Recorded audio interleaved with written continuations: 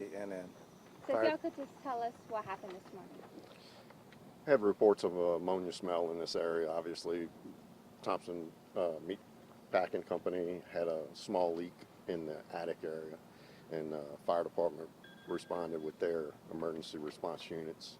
And the leak's been contained by the personnel here, and it's just some residual odor that we're smelling right now. And the shelter in place has been lifted, right? It has. Everything's been lifted. We're just asking people to avoid the area right now. So why should we still avoid the area? Because y'all are still working on it, right? We're still working this area. We're still picking up some equipment, and the actual repair of the leak is being done right now. So what kind of harm can this bring you to your family if, you know, that shelter in place, you don't take that seriously, or still asking to avoid the area, well, right? I think a respiratory was the main concern because the complaint came from a resident nearby. Most of the residents that live in this area know that Thompson Meat Packing Company's here. They operate long hours, not 24/7, but long hours. They're here early. They have a refrigeration system because of it being a meat packing plant. And one of the residents made a call, said they were smelling the ammonia. And of course, when our unit first arrived, it was obvious. We did some meter testing and backed out immediately, put the shelter in place, 1 mile radius.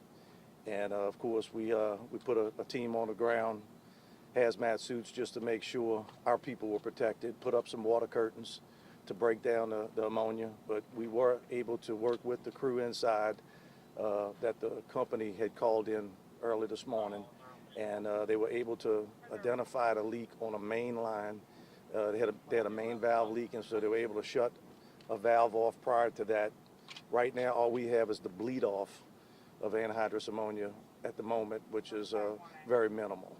And we did some tests, and everything appears to be clear at this point. We're just making sure that everything's good before we vacate the scene.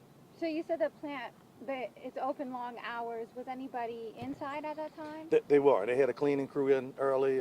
Their first shift arrived, and that would follow the cleaning crew. Nothing was down in the main area. It was more in the attic space, the way these lines are running that building, but it was more contained in the attic space.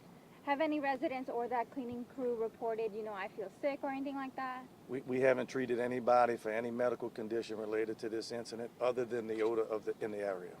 And how many of your crews responded here? We had around 60 people combined. We had over 20 with Slidell PD. We had 35 with Slidell Fire. And we had Acadian ambulance on scene, one sheriff unit.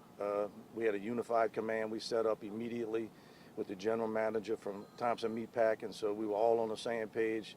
And I'm very happy with the outcome because we attacked it pretty quick with all agencies on scene. Was able to put this thing under control pretty quick. And how long did that take to put under control? 90 minutes. Okay. Yeah, so in a hazmat situation, to get that under control and be where we are right now is pretty quick for that type of incident. Okay, and then coming in, there were some few parents trying to bring their kids to school. So is there any concern to the school in the area? Not at all. We notified the school board. They notified the appropriate schools, and they had a shelter in place, you know, and it's been lifted. So we're just asking now just to avoid this area. Everything's fine.